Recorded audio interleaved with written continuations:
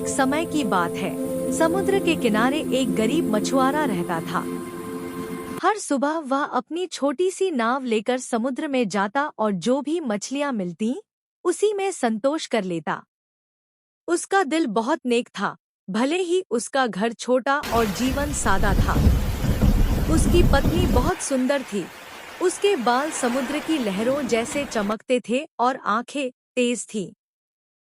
लेकिन उसका मन कभी नहीं भरता था।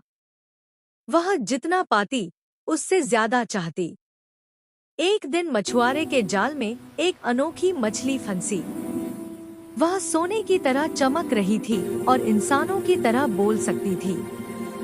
मुझे छोड़ दो, मछली ने कहा, मैं तुम्हारी एक इच्छा पूरी करूंगी। मछुआरा दयालु था। उसने बिना कुछ मांगे मछली को छोड़ दिया। जब उसने यह बात घर जाकर अपनी पत्नी को बताई तो वह नाराज हो गई। तुमने इच्छा क्यों नहीं मांगी? वह बोली। वापस जाओ और एक अच्छा घर मांगो। मछुआरा समुद्र के पास गया और मछली को पुकारा। समुद्र का रंग बदल गया, लेकिन मछली आई और इच्छा पूरी कर दी।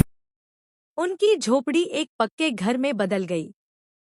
कुछ समय तक पत्नी खुश रही, लेकिन जल्द ही बोली, इतना काफी नहीं, एक बड़ा महल मांगो। हर बार मछुआरा समुद्र के पास जाता। हर बार समुद्र और ज्यादा उग्र होता। पत्नी की इच्छाएं बढ़ती गईं। महल, गहने, नौकर और फिर पूरे गांव पर राज। आखिरकार उसने कहा, मैं समुद्र की भी रानी बनना चाहती हूँ। डरते हुए मछुआरा आखिरी बार समुद्र के पास गया। लहरें गरजने लगी। मछली आई, सब कुछ सुना, लेकिन कुछ बोले बिना गहराई में चली गई। जब मछुआरा घर लौटा तो महल गायब था।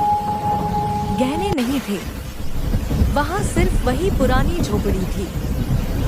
उसकी पत्नी चुपचाप समुद्र की ओर देख रही थी। उस दिन के बाद मछुआरा पहले की तरह मछली पकड़ने लगा।